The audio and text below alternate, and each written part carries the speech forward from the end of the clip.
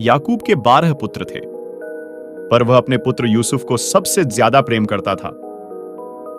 उसने यूसुफ को एक विशेष चमकीले रंग का कोट दिया। यूसुफ के भाई उससे ईर्ष्या करते थे। उन्होंने उससे नफरत की। यूसुफ ने विशेष स्वप्न भी देखे। मेरे स्वप्न में हम खेत में पूले बांध रहे थे, उसने कहा, और तुम्हारे पूलों ने मेरे पूले को दंडवत किया। यूसुफ के भाइयों ने उससे और भी ज्यादा नफरत की।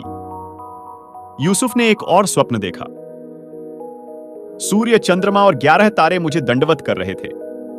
उसके पिता और उसके भाई कुड़कुड़ाए। क्या तू यह कह रहा है कि तू हम पर राज्य करेगा? एक दिन यूसुफ के भाई खेतों में उनके भेड़ों की निगरानी कर रहे थे। उन्होंने उसे उनकी तरफ आते हुए देखा। उन्होंने उसे मार देने और उसके स्वप्नों का अंत करने की योजना बनाई। हमारे भाई को मार देना गलत होगा, रूबेन ने कहा।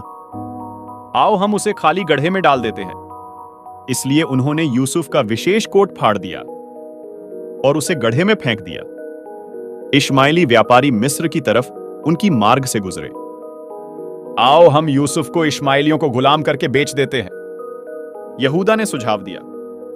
इसलिए भाइयों ने यूसुफ को चांदी के 20 सिक्कों के लिए बेच दिया। भाइयों ने यूसुफ के कोट को बकरे के लहू में डुबोया और इसे याकूब को दिखाया। मेरा पुत्र मर गया है, वह रोया। इसी दौरान यूसुफ को मिस्र में ले जाया गया। मिस्र में इश्माइलियों ने यूसुफ को पोतीपर के पास बेच दिया, जो फिरौन का हाकिम था। पोतीपर ने यूसुफ को अपने पूरे घराने पर अधिकारी बना दिया।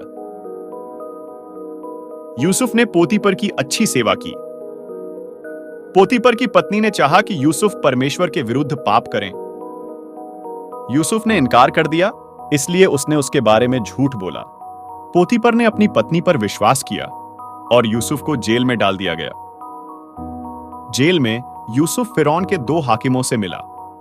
इन दोनों ने स्वप्न देखे और परमेश्वर ने यूसुफ को उनके अर्थ दिखाए। यूसुफ की व्याख्या सच्ची हुई।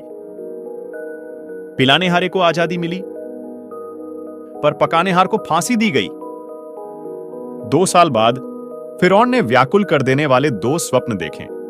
पिलानेहार को जो यूसुफ ने उसके लिए किया था याद आया और फिरौन को बताया। इस तरह फिरौन ने यूसुफ को बुलाया और उसे अपने स्वप्न बताया। परमेश्वर ने यूसुफ को फिरौन के स्वप्नों का अर्थ दिखाया। 7 साल तक भरपूर फसल होगी, यूसुफ ने कहा। इसीलिए भोजन को जमा कर लें, क्योंकि इसके बाद 7 साल का अकाल होगा। इसलिए उसने यूसुफ को सारा भोजन एकत्र करने का जिम्मा सौंपा। यूसुफ के भाई मिस्र में भोजन खरीदने के लिए गए। उन्होंने यूसुफ को दंडवत किया, पर उसे पहचान नहीं पाए। तुम लोगों ने मेरे लिए बुराई का विचार किया, यूसुफ ने कहा, परंतु परमेश्वर ने उसे भलाई के लिए प्रयोग किया।